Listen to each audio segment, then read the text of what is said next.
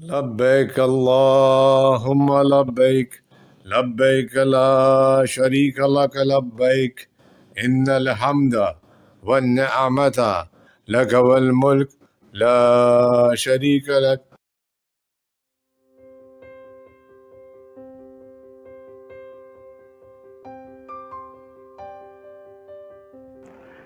السلام علیکم دوستو، چینل جنا کا احسان میں خوشیوں بھرے تہوار عید الاضحیٰ کی آمد کے ساتھ ساتھ خوش آمدید۔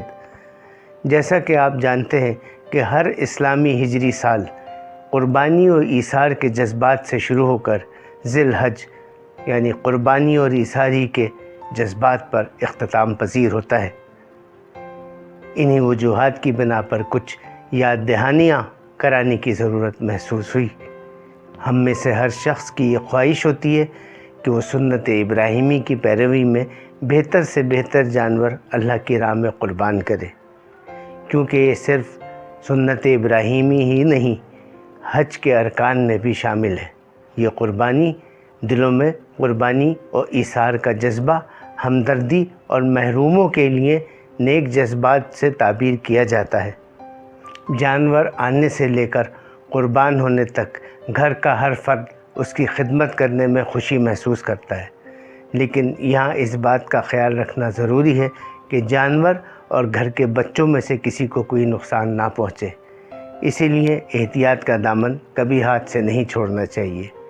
اور پھر وہ دن آ جاتا ہے کہ جب اس جانور کو آپ خدا کی راہ میں قربان کرتے ہیں۔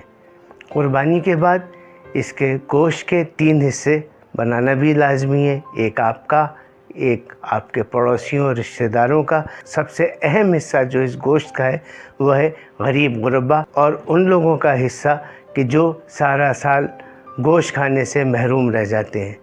یہاں یہ بات یاد رکھنی بھی ضروری ہے کہ خداوند تعالیٰ نے فرمایا کہ جو جانور آپ قربان کرتے ہیں نہ ہی اس کا خون اللہ تک جاتا ہے اور نہ ہی اس کا گوشت اللہ تک پہنچتا ہے، بلکہ اللہ تک پہنچتی ہے آپ کی نیت۔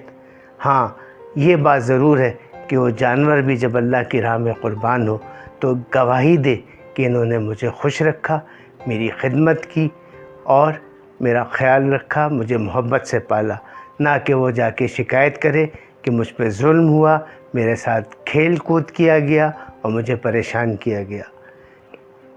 اللہ تعالیٰ آپ کی نیتیں اور قربانی کے جذبہ بحال رکھے اور قبول فرمائے۔ عید الاضحیٰ کی بے شمار مبارکباد اور خوشیاں آپ ہر سال سمیٹتے رہیں۔ خدا حافظ۔